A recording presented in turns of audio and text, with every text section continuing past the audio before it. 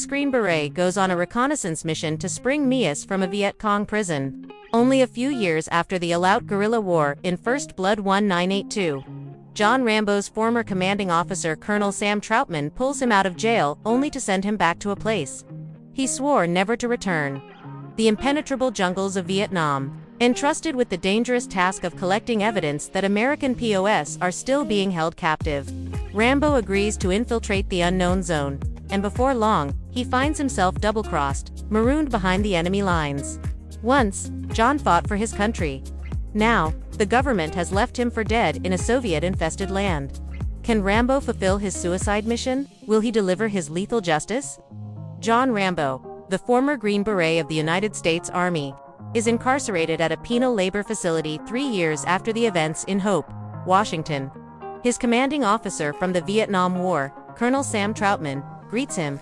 According to Troutman, reports that prisoners of war are still being held in Vietnam are putting pressure on the U.S. government. Rambo's name was proposed because he is familiar with the POW camp, and a solo infiltration mission has been authorized to verify these reports in order to appease the public.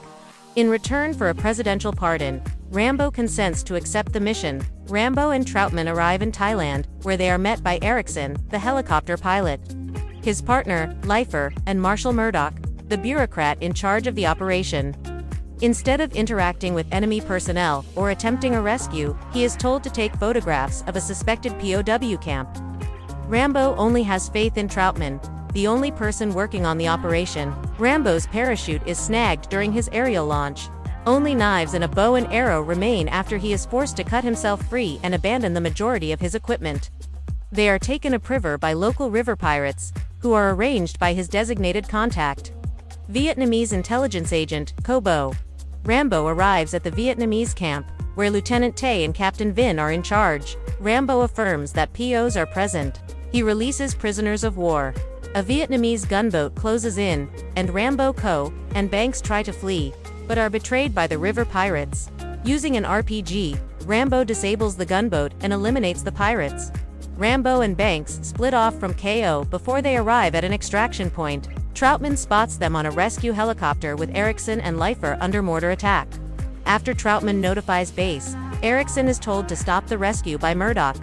As the crew deserts Rambo and Banks, who are taken prisoner by the Vietnamese, Lifer stops Troutman from intervening.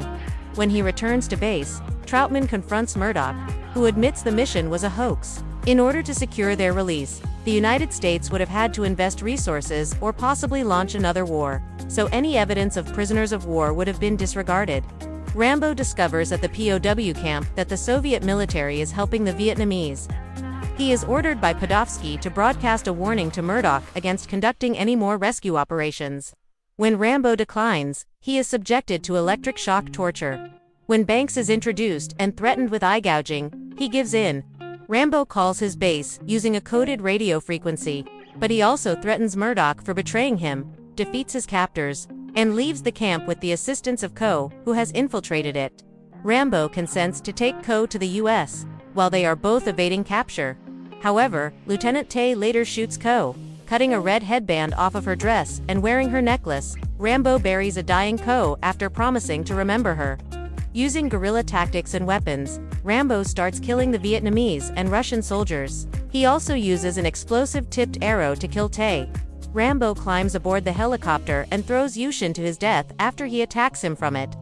He releases POS, including Banks. Podofsky follows them in a Super Puma attack helicopter after they board the seized helicopter. Rambo uses a rocket launcher to destroy Podofsky's helicopter. After feigning a crash to deceive him, Rambo goes back to base with the POS. Rambo assaults Erickson for leaving him before destroying the mission control room's entire computer system. He demands that other prisoners of war be rescued and threatens Murdoch.